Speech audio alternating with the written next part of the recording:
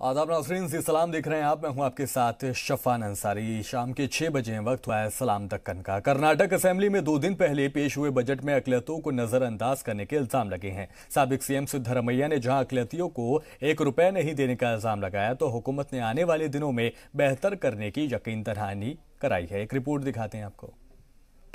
ಅಲ್ಪಸಂಖ್ಯಾತರಿಗೆ ₹1 ಕೊಟ್ಟಿಲ್ಲ ಬಜೆಟ್ನಲ್ಲಿ.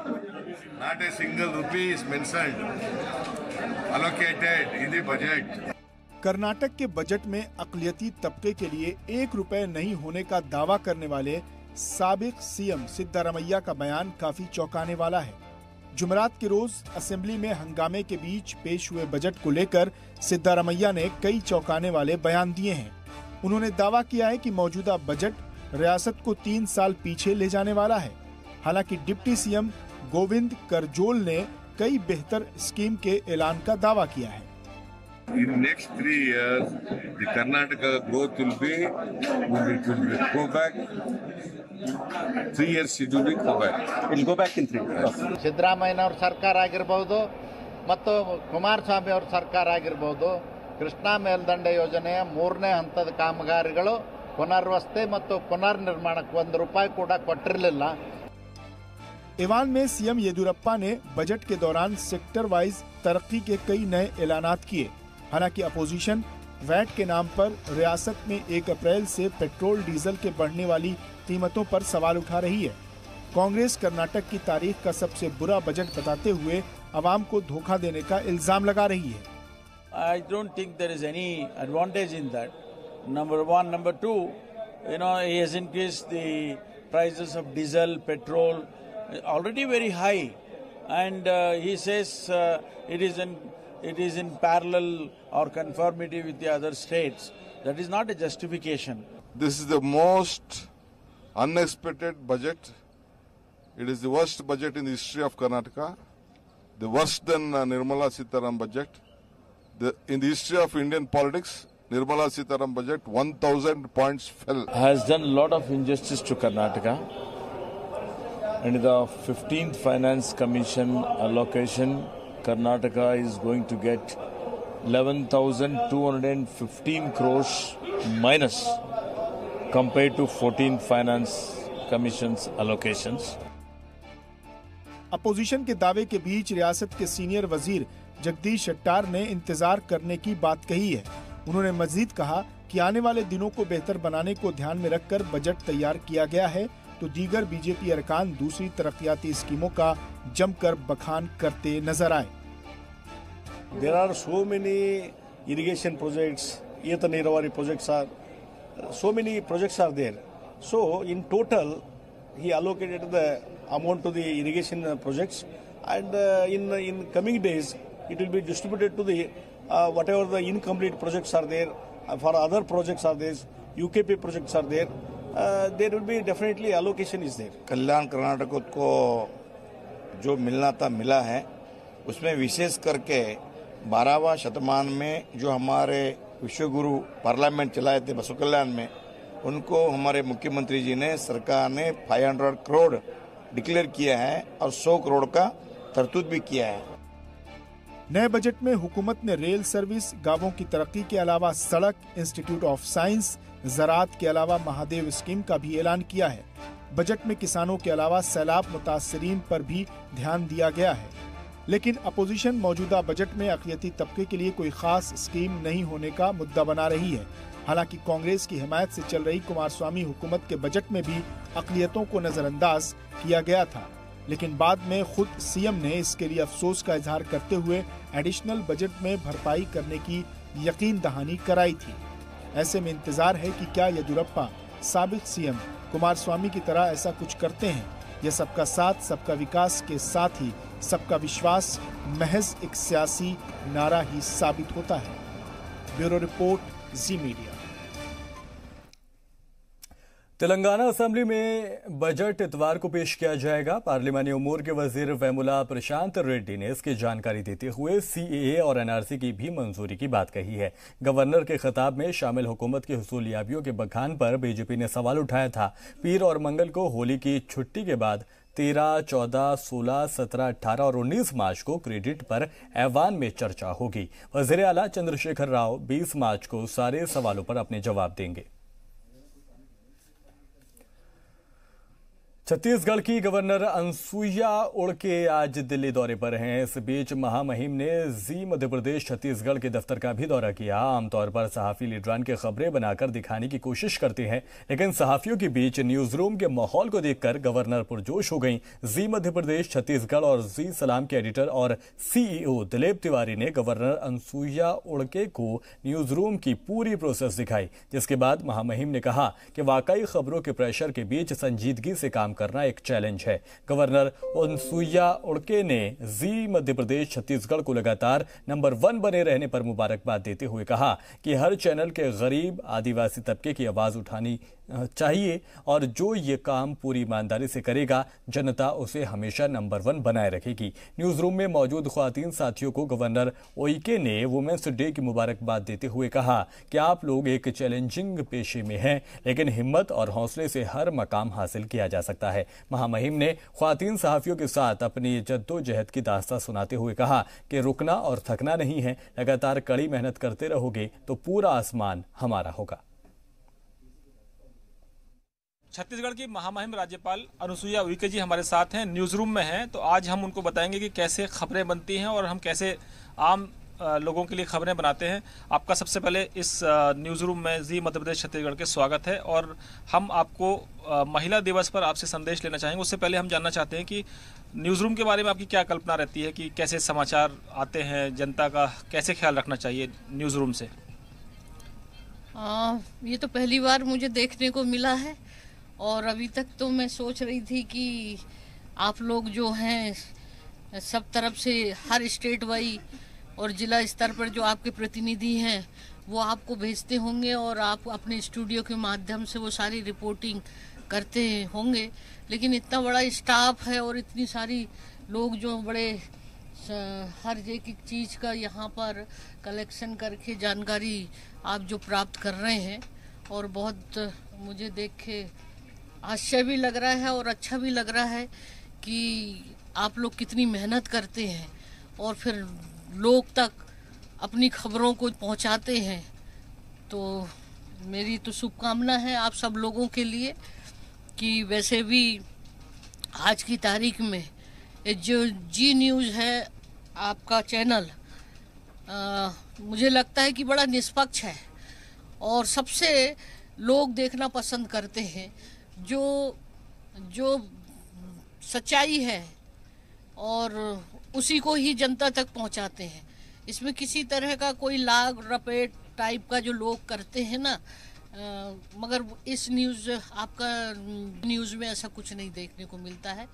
और जहाँ तक जी मध्य प्रदेश छत्तीसगढ़ का जो है चैनल, ये वास्तव में इस चैनल में भी लोग बड़े ध्यान से, बड़ी गंभीरता से आपके चैनल को देखते हैं और उसके माध्यम से भी लोगों को नई नई जानकारियाँ, खबरें मिलती है और व्यक्तिगत तौर पर मैं तो बहुत पसंद करती हूँ। महिला दिवस पर आपका आधी आबादी के लिए क्या संदेश है कि किस तरह से, जैसे आप एक गांव से लेकर, एक कस्बे से लेकर, एक ग्रामीण परिवेश से लेकर राज्यपाल के पद तक पहुंची है, जो संवैधानिक पद पर सबसे बड़ा पद है एक राज्य का, क्या संदेश है उन महिलाओं के लिए जो अभी भी संघर्ष करती हैं या जिनको बहुत सारी सुविधाएं नहीं मिलती हैं? मैं तो यही संदेश उनके लिए देना चाहती हूँ, वो जिस फील्ड में भी काम कर रही हैं और जाना चाहती हैं, वो अगर मन में सोच लें कि मुझे बिजनेस में जाना है, इलेक्ट्रॉनिक मीडिया में जाना है या प्रशासनिक सेवा में जाना है या राजनीतिक क्षेत्र में जाना है और कुछ करके बताना है, तो कितना भी मतलब ऐसा है कि परिस्थितियां आए, जैसा कि उस जमाने में तो हमारे समय कुछ भी नहीं था, इतनी सारी सुविधाएं और इतना सारा सारी इलेक्ट्रॉनिक से लेकर आज की स्थिति में तकनीकी इतनी ज़्यादा है, तो मगर उस समय के साथ जब हम यहाँ तक पहुँची हूँ मैं, तो मैं समझती हूँ कि आज की तारीख में बहुत स्कोप है।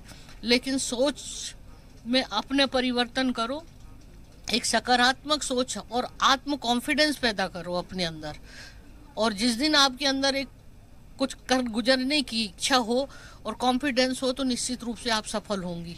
यही मैं संदेश देना चाहती हूँ अंतर्राष्ट्रीय महिला दिवस के उपलक्ष्य में, और निश्चित रूप से आप सफल होगी।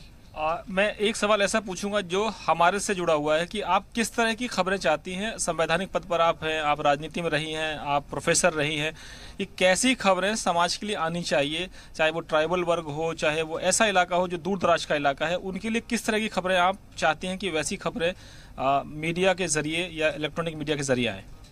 निश्चित रूप से आज के परिप्रेक्ष्य में मैं ये कहना चाहूँगी कि जो भी महिलाओं से संबंधित आज जो कुछ घटनाएं होती है, जो हिंसा होती है, उसको लेकर भी किस तरह से जागरूक महिलाएं हों और उसका मुकाबला कर सकें, तो इस दिशा में भी आपको ये खबरें पहुंचाने कि किस किस तरह की सावधानी रखनी है, तो ये एक विषय को भी लेकर आपको चैनल में दिखाना चाहिए। क्योंकि आज की जो नई जनरेशन है, आज जो जिस तरीके से टेक्नोलॉजी आई है, मोबाइल का जो है, सोशल मीडिया का है, इसमें एक नई पीढ़ी कभी कभी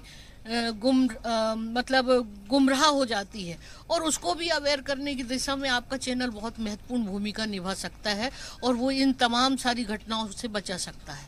और बाकी और भी चीज़ें हैं स्पोर्ट्स में या जो ट्राइबल एरियाज में बहुत बड़ी प्रतिभावान क्षेत्र में लोग हैं, उनका भी प्रोत्साहन बढ़ाने की दिशा में आप कुछ ऐसे कार्यक्रम करिए कि वो लोग आज लोग जानते नहीं हैं, इतनी अच्छी उनकी प्रतिभा, इतने अच्छे कलाकार हैं, लेकिन वहीं तक सीमित हो जाते हैं। लेकिन अगर उनको प्लेटफॉर्म मिले और उनका प्रचार प्रसार अगर अच्छा हो तो वो देश और विदेशों में नेशनल लेवल पे अपना अच्छा ख्याति प्राप्त कर सकते हैं। बहुत धन्यवाद। तो आपने सुना छत्तीसगढ़ की राज्यपाल महामहिम अनुसुईया उइके जी, और जो उम्मीद कर रही हैं कि खबरें सकारात्मक होंगी और ऐसी प्रतिभाओं को सामने लाए मीडिया जो अभी तक इससे दूर है। और ख्वातीन को खुद मुख्तार बनाने की गरज से फौज का शुरू किया गई मुहिम परवान चढ़ने लगी है। 2017 में इसकी इजाजत मिलते ही फौज का पहला ख्वातीन फौजी दस्ते की ट्रेनिंग बेंगलुरु में शुरू की गई। 19 हफ्ते के बाद क्या है ख्वातीन रिक्रूट का हाल, एक रिपोर्ट दिखाते हैं आपको।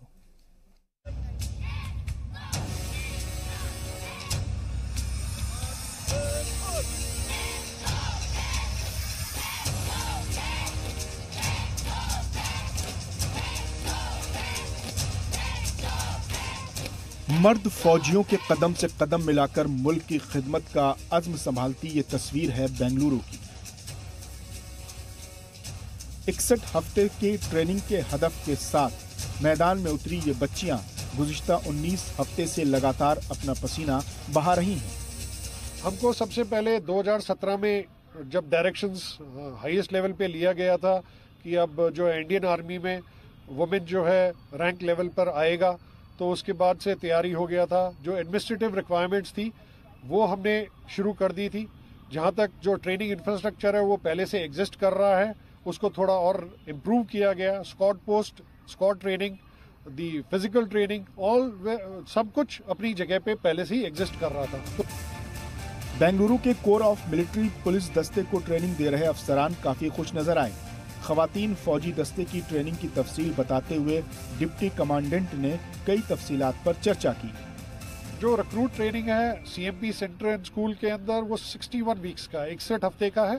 61 हफ्ते में पहला जो है बेसिक मिलिट्री ट्रेनिंग वो 19 हफ्ते का है। तो आज ये अपने 9 हफ्ते और 7 हफ्ते कंप्लीट कर चुके हैं। ये बाकी बचे हुए 10 और 12 हफ्ते अभी करेंगे। उसके बाद रिक्रूट लीव पे जाएंगे 2 हफ्ते का। उसके बाद वापस आकर जो अपना है बाकी का ट्रेनिंग जारी रखेंगे। हाल ही में सुप्रीम कोर्ट ने खवातीन को खुद मुख्तार बनाने को लेकर फौज के लिए बड़ा हुक्म जारी किया है, जिसके बाद फौज ने इस साल से गर्ल्स स्टूडेंट जवानों के ओहदे पर तकर्री कर उनकी ट्रेनिंग शुरू कर दी है। इस मामले में खवातीन अफसरान ने खवातीन के ताल्लुक से कई अहम बातें शेयर की। हमारी स्टडीज़ ये बताती है कि जो मेल रिक्रूट है उसमें जो स्केलेटल मसल बॉडी मास होता है वो 12 kg ज़्यादा होता है। आप फीमेल को ले लीजिए तो उनकी जो अपर बॉडी स्ट्रेंथ होती है वो 40% कम होती है, एंड जो लोअर बॉडी स्ट्रेंथ होती है वो 33% कम होती है। बट वुमेन में क्या होता है, उनमें out showing precedence and unremarkable results होते हैं। तो हमें काम उन चीज़ों में करना है जो उनके पास हैं, और जो हमारी टीम है वो इस तरह से है जो उनको उस तरह से ट्रेन करके हम इस ऑर्गेनाइजेशन को सक्सेसफुल, वर्दी एंड कॉम्पिटेंस देते हैं। WMP सेंटर में दिन निकलने से पहले ही खवातीन दस्ते की ट्रेनिंग शुरू हो जाती है। इस दौरान उन्हें वो सब करना पड़ता है जिसे अब तक मर्द फौजी करते थे।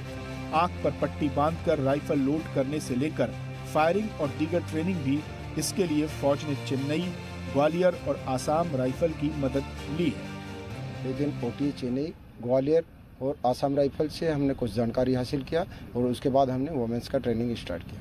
वेपन ट्रेनिंग के अंदर हम थ्योरिकल, उसके बाद वेपन हैंडलिंग करवाते हैं। वेपन हैंडलिंग के बाद में हम उनको फायरिंग रेंज के ऊपर ले जाते हैं और फायरिंग करवाते हैं। गुज़िश्ता 28 साल से खवातीन फौज में सिर्फ अफसर के ओहदे तक महदूद रहती थी, लेकिन बदले हालात में खवातीन दस्ते तैयार कर उन्हें ट्रेंड किया जा रहा है। 8 मार्च यानी इंटरनेशनल वीमेंस डे के मौके पर जी मीडिया फौज की पहली खवातीन बैच के जज्बे, जुनून और जोश को सलाम करता है। ब्यूरो रिपोर्ट, जी मीडिया। बैनुल अक़वामी वुमेन्स डे को लेकर आंध्र प्रदेश पुलिस भी अपनी तैयारियों में तेजी कर चुकी है। वुमेन्स डे से पहले पुलिस अलग अलग शोबों में बेहतरीन खदमात के लिए कई ख्वातीन को नवाज रही है। इस दौरान ख्वातीन फनकारों ने अपने फन का भी मुजाहरा किया। एक रिपोर्ट दिखाते हैं आपको।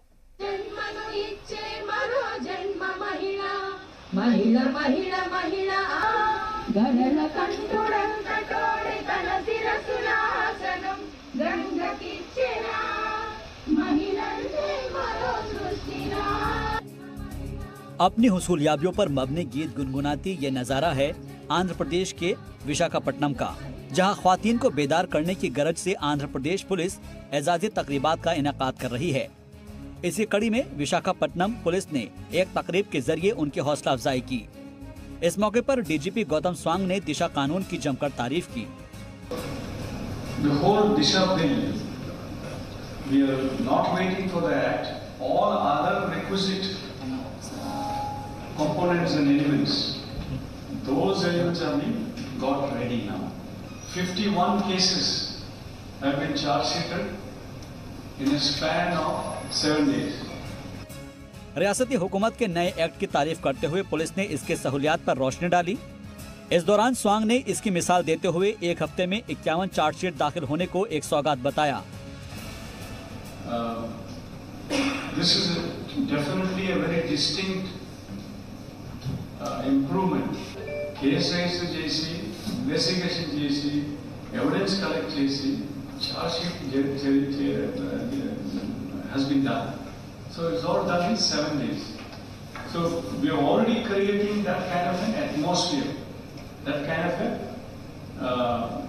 what you call setting towards fast tracking of our investigation as envisaged in the Disha Act. सब्र और तहम्मुल की देवी कही जाने वाली ख्वातीन में जुल्म की हजारों कहानियां मिलती हैं। हालांकि बदले हालात में वो अपनी अहमियत और जरूरत को समझने लगी है। ऐसे में जरूरत है इसी तरह की हौसला अफजाई तकरीबात की, जिससे उनके हौसलों की उड़ानें मजीद परवाज कर सके। ब्यूरो रिपोर्ट, जी मीडिया। वुमेन्स डे के मौके पर कर्नाटक के हुबली में रेलवे मुलाजिमों ने भी मार्च निकाला। इस दौरान ख्वातीन के जज्बात देखकर लोग दंग रह गए। मार्च में शामिल खातून ने कहा कि वो किसी मायनों में दूसरों से कम नहीं हैं, बशर्ते उनका सही मौका उनको फराहम किया जाए। हुबली रेलवे स्टेशन से शुरू हुआ ये मार्च शहर के कई मकामात से होते हुए गुजरा। इस दौरान ख्वातीन को बेदार करने की कोशिश की गई।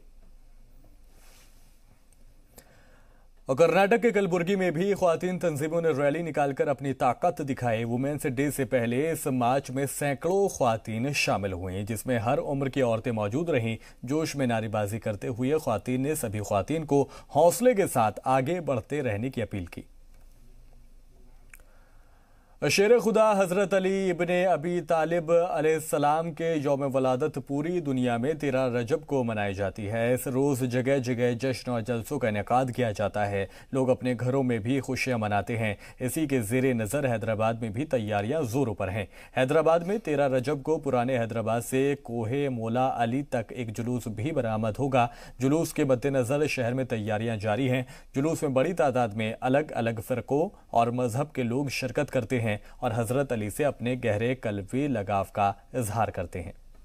सरजमीन दक्कन और इंडिया को ये एजाज़ हासिल है कि यहाँ पर खुशी और गम हर दो में इंडिया इनफरादियत रखता है, यहाँ के मुसलमान इनफरादियत रखते हैं। तो चुनाचे आज 12 रजब की जो शब विलादत हज़रत अमीरुल मोमिनीन अली इब्न अबी तालिब अलैहिस्सलातु वस्सलाम है। 30 आमुल फील में हज़रत अली की विलादत काबे में हुई थी और इसी सिलसिले में यहाँ हैदराबाद दक्कन में जो कोह मौला अली है तो मुख्तलिफ़ अंजुमने नौजवान सहरे मुबारक 13 रजब से निकालते हैं और 16 रजब को संदल वहाँ पर चढ़ाया जाता है और उसके इंतज़ामात का सिलसिला शुरू हो चुका है।